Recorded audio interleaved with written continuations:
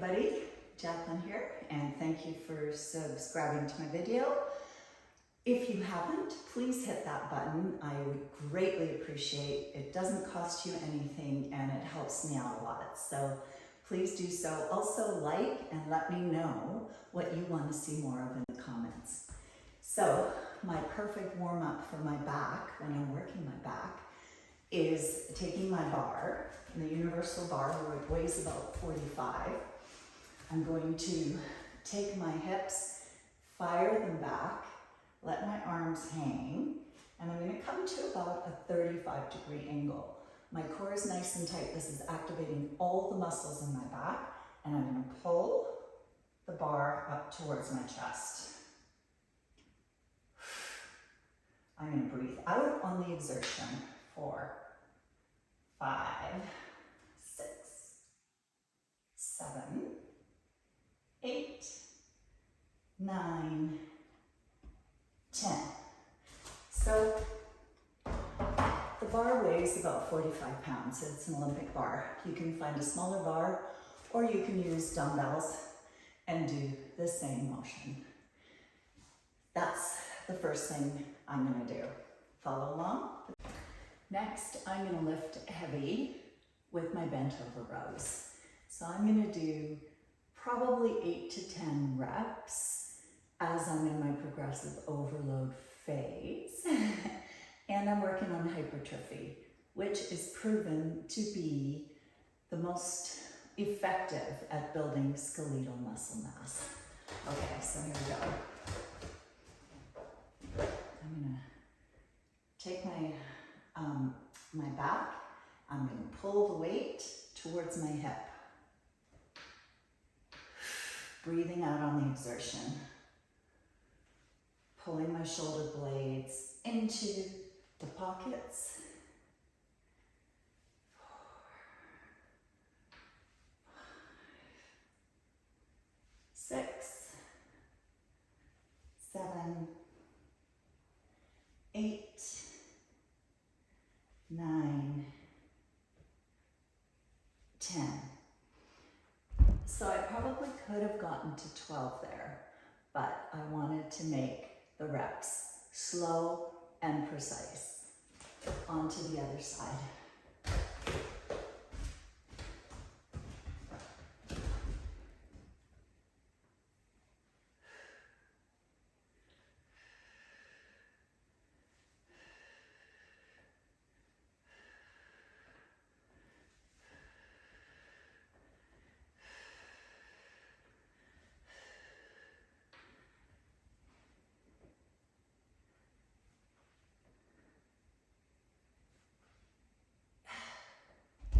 So pretty close to failure on proper reps. Give it a try. So before I go into adding a bunch of weights on, I always do a warm-up for range of motion with just the bar. So it gets my muscles used to where I want to go. It gets my mind engaged to the muscles that I'm going to be using. So I highly recommend that you do that. I'll do a couple of rounds of 15 reps and my mind goes directly to those muscles that I'm going to be using. Plus it opens up my arms nicely, sets me up.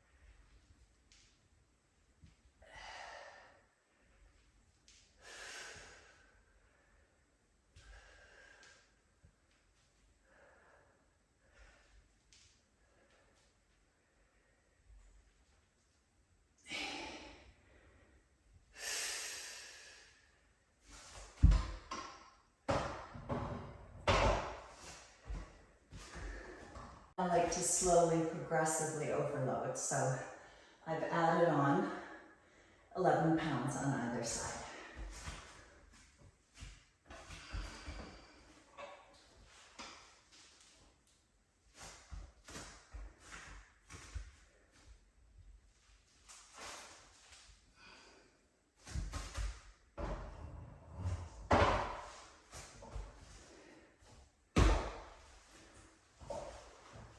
I want to make sure that that doesn't happen, that it stays put.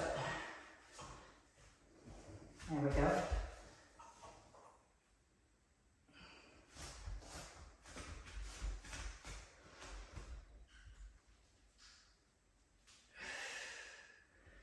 And I'm engaging all the body parts that I want to engage and trying to go as deep as I can.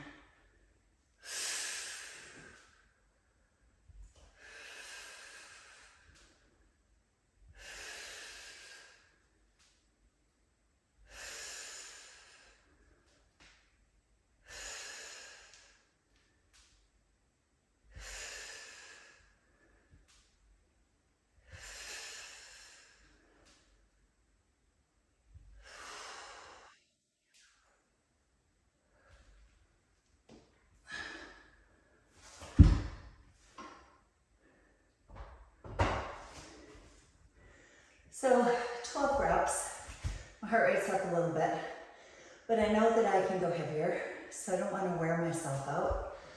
And I'm just going to try a little bit heavier and see how I do with that. So I'll take those off, and perhaps I only get 6 or 8 reps in, but I'm adding muscle mass. I'm wanting to progressively overload and not just do the same all the time. All right, so now I've doubled the weight on either side. So I've gone from 11 pounds to 22 per side. So 44 and 45 for the bar. So that's a lot more than I can lift with dumbbells, hence why I've decided to go with the bar today.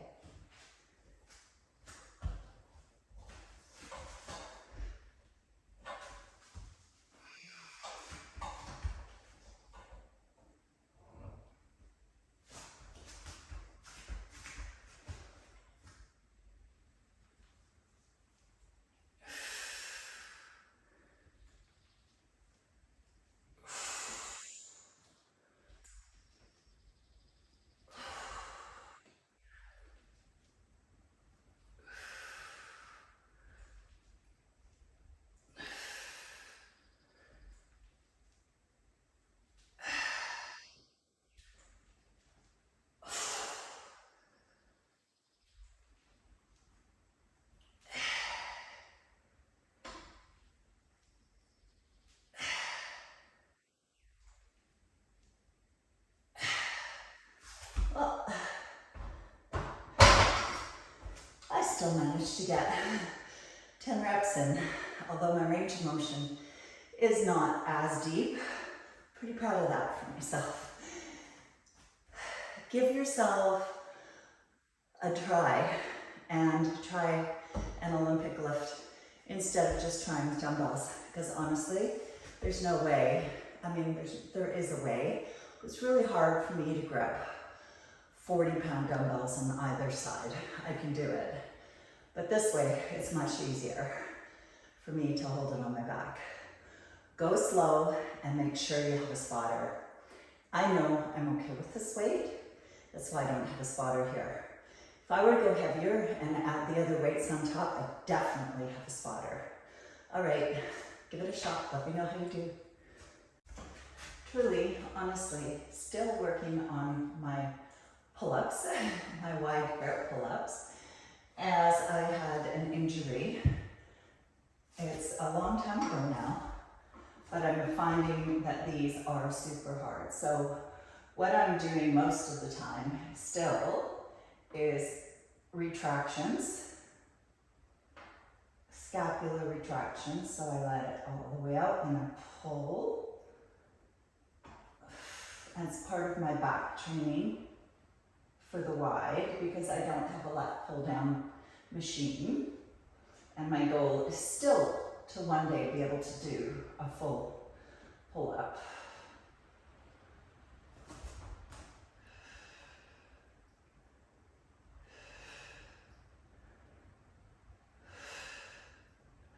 So I do one round of those, and then I kind of help myself with my legs.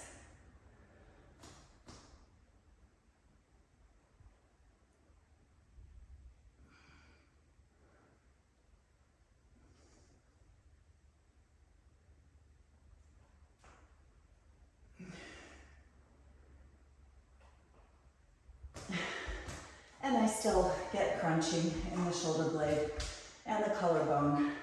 So many times it's not worth it for me, because then I end up feeling the pain in the days to come, all through this neck area and into my shoulder blade. So listen to your body. I'm 62. I'm not going to do things just so that I can do them. I'm going to do them if they work for me. You do you, I'll do me. Nobody at 62 has gotten 0 injuries in their life. So if you have not had an injury, all the power to you. But for myself, I've had a couple of things happen in my life that I prefer to strengthen and not go overboard. So perhaps one day I'll be able to do it. I'm going to keep positive on that. So the days that I train my quads, and specifically for this workout today, I like to also work on balance. So putting my foot on a balance pad, taking this leg back square to my hip rather than in behind my other leg. I've got my weights in my hand, and then I'm going to be doing my lunges. So making sure my knees don't go in or out. And if you're going to try this kind of workout for your quads, your glutes, your hamstrings, your core, you're going to make sure that you're proficient at it on the floor before you get onto a balance pad or a bosu or whatever you might be doing. I love working my quads and working my proprioceptors on a balance pad or on a bosu, because I often like to include some functional training into my leg workouts. So I walk the beach a lot. I also have lots of rocks on that beach. And so this prepares me for that kind of walk.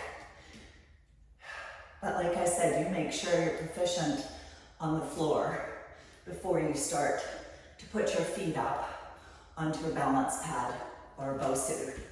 So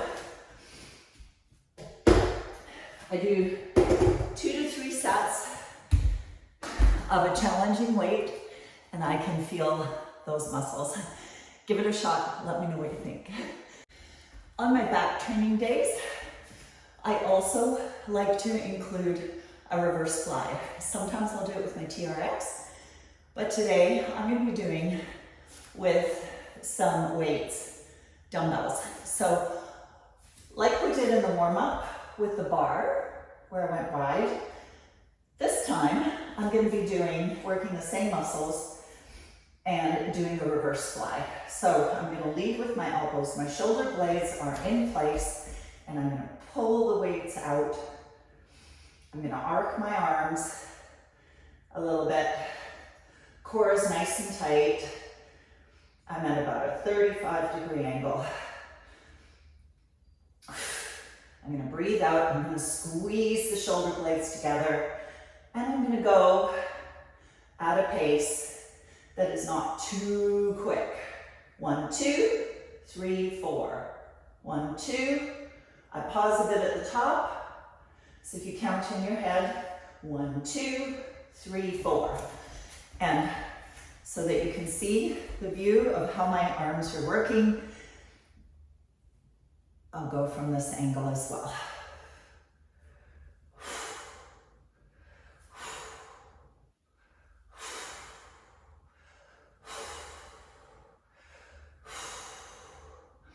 Always breathing. And there you have it. That is a reverse fly. One of my favorite quad exercises is the curtsy lunge. But there's a trick to a curtsy lunge, and it's really important to follow, that you do not twist too much. So you take your leg in behind. You can see it's just behind the other leg for me. And then I come down.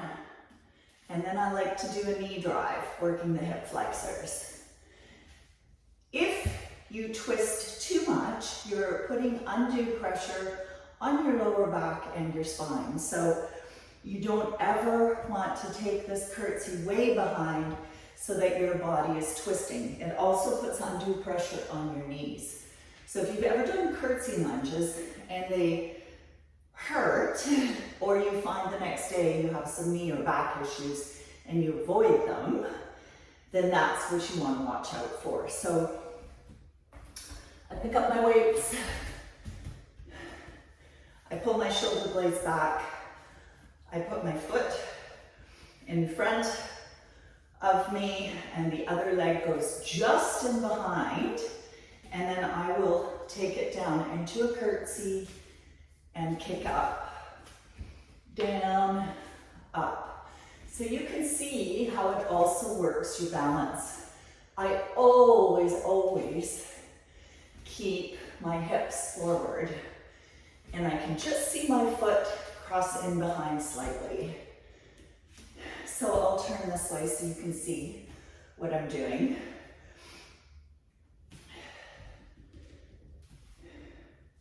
So I'm not twisting my lower back, and my knee is not twisting. My foot is forward straight, my body's upright, my weights come down beside my leg, and that is your curtsy lunge. Of course, what you do to one side, you want to do to the other as well.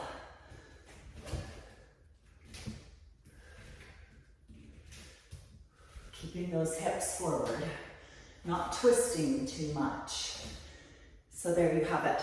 There's your perfect form for a curtsy lunge. Form and technique is everything.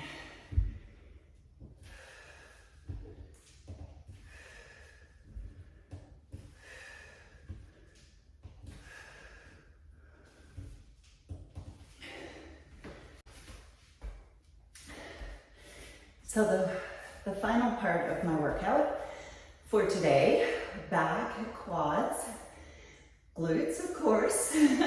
When you're working your quads, you're ultimately also working on your glutes and your lower back and your full body. So biceps, the smaller muscle group, comes at the end. I'm going to be doing 4-4-4s today. So I love doing this exercise just because it targets the biceps in a different way and it focuses on each little portion of your curl. So your first 4 are going to be halfway. 2, 3, 4. Then the second part is from half to full. 4. Now don't go all the way up. 3, 2, 1. And your last 4 are full.